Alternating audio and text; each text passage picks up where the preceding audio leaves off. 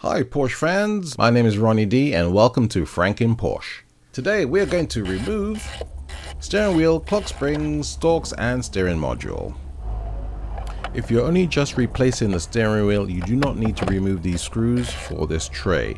This is for later on in the video where we go a little bit in depth. Trusty cool little screwdriver here. Just a quick note, if you're going to remove your steering wheel, make sure you take some photographs in the lock position so you know how to put it back. 10 torque. Before you remove the steering wheel, it's good practice to make sure that you don't have any errors on the system. So here I am with my Porsche Diagnostics tool. This is called a P-Wiz2.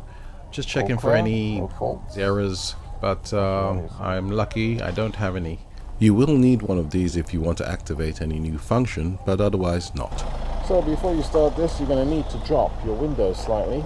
In other words, you won't be able to close your doors. So click that in, put the ignition on, take it down to snap, and the same for the other side, and switch off. So to remove the battery terminal, on the negative side you need a 10mm ratchet. Let the system sit for 10 minutes, as you wouldn't want the airbag coming in your mouth when you're trying to remove it. Safety first. Now get a T25 or a flathead screwdriver, push it in the hole and remove. Now you'll see the amount of struggle that it takes to remove one of these things. I decided to give you the full video so you see what effort it took to actually remove this thing. One thing I dislike is videos that make the process look easy. But as you can see, this was a bit of a bugger. It's quite easy to do, but it was a bit of a struggle to do this on your own. Porsche recommends that you turn the steering wheel to the left, insert your tool, and remove. Okay. But I thought this way was just easier, as it was just me on my own. Got the little bad boys. You can tell from my heavy breathing that it took a little bit of effort to get this actually out. But we got there in the end. Bingo. Easily take it out on that one. I forgot, but my horn's working. I know it's working. Beep beep, I forgot to demonstrate that. But never mind. You should be able to see those move. You know? I'm pushing on that little bit underneath. So by pushing in the hole, you can see the mechanism moving up and down. This is how the airbag is released. There we got there in the end. And then I'm going to need this little bit here with this adapter. Put that down. Now, here you see the 12M spline bit. Recommend using one of these as opposed to a fork bit. Not recommended. Always use the correct tool for the job. So, now that we've got that section off, next stage here is to utilize this. Now I do have a breaker bar, but yours truly left it at another location. So I need one of these. Let's see if this comes off easily. Now here I would recommend a longer breaker bar. If you try to do this with a ratchet like I'm doing here, you really need muscles of steel. And lucky I have a pair of those. That wasn't too bad. In the next clip you'll see that there is no center lineup mark. So you have to use the left and right holes to line the steering wheel up. It's got a little bit of Loctite on it. Pretty interesting. So this little thing here and this thing here, these little points, lines up the steering wheel. And that here is my top center, which really doesn't matter because I don't see any way of lining this up any other way. There is no bar in the side to say, okay. As you can see the confusion in my voice here, this is the first time I'm doing this, so I'm kind of used to seeing a line in the middle, but there isn't any. So the steering wheel tends to line up with the holes on the left and right, as well as the top and the left where the connectors are. Oh, very interesting. But yeah, these will basically line up. The tools here. Oop, my fingers in the way. That lines up, that lines up. And that bit there's for the heating, but in this case, you can see there's no element inside for the heating. Time to pull this off. So gently. I cannot stress this enough. Make sure that you take lots of photographs of the steering wheel in its locked position before removal.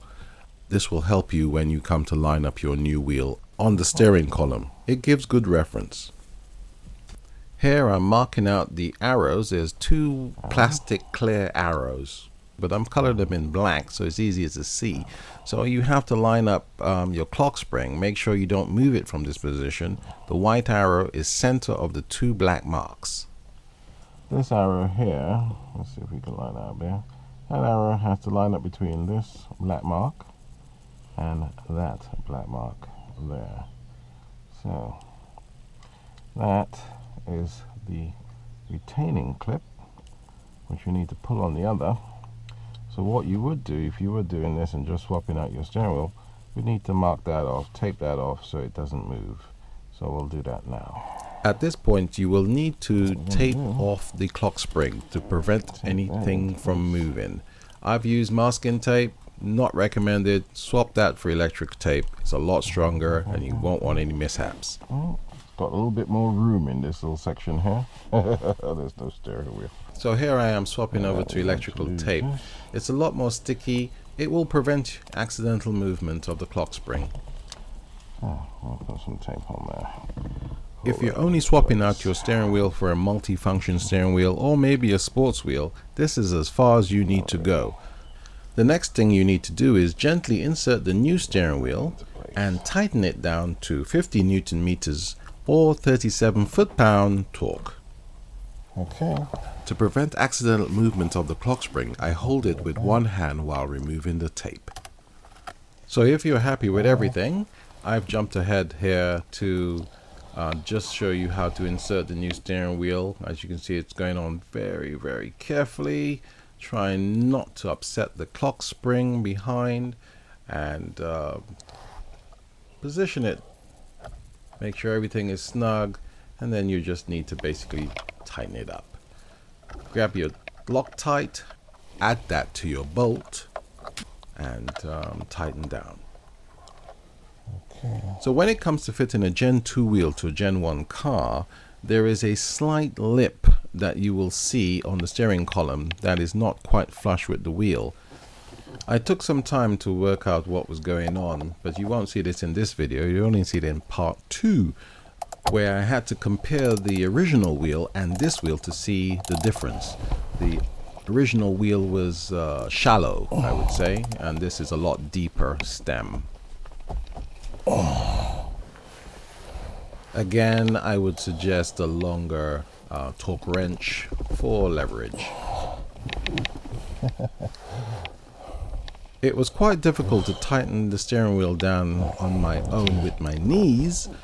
I would not recommend using the steering lock as your friend to help tighten it down, otherwise you will break it, and you will only have yourself to blame for breaking the steering column, and there will be some crying when you get the bill for a new column.